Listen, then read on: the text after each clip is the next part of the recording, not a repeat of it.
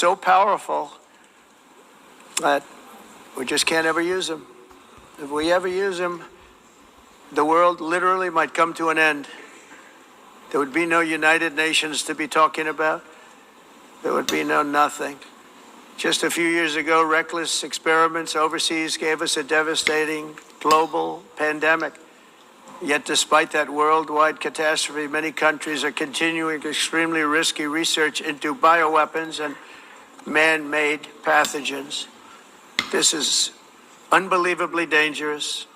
To prevent potential disasters, I'm announcing today that my administration will lead an international effort to enforce Biological Weapons Convention, which is going to be meeting with the top leaders of the world by pioneering an AI verification system that everyone can trust.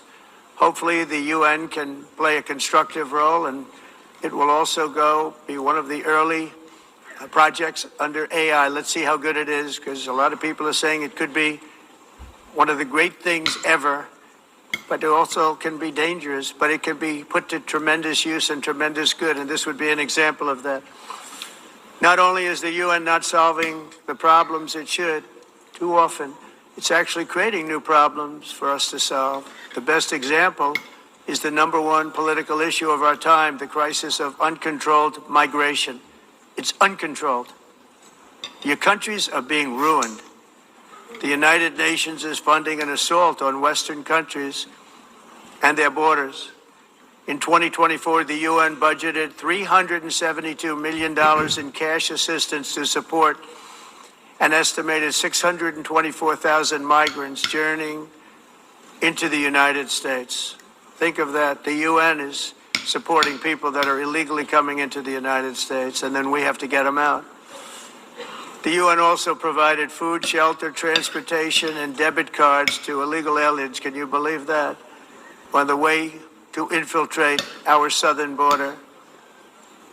Millions of people came through that southern border. Just a year ago, millions and millions of people were pouring in, 25 million altogether over the 4 years of the incompetent Biden administration. And now we have it stopped, totally stopped. In fact, they're not even coming anymore because they know they can't get through. But what took place is totally unacceptable. The UN is supposed to stop invasions, not create them and not finance them. In the United States, we reject the idea that mass numbers of people from foreign lands can be permitted to travel halfway around the world, trample our borders, violate our sovereignty, cause unmitigated crime, and deplete our social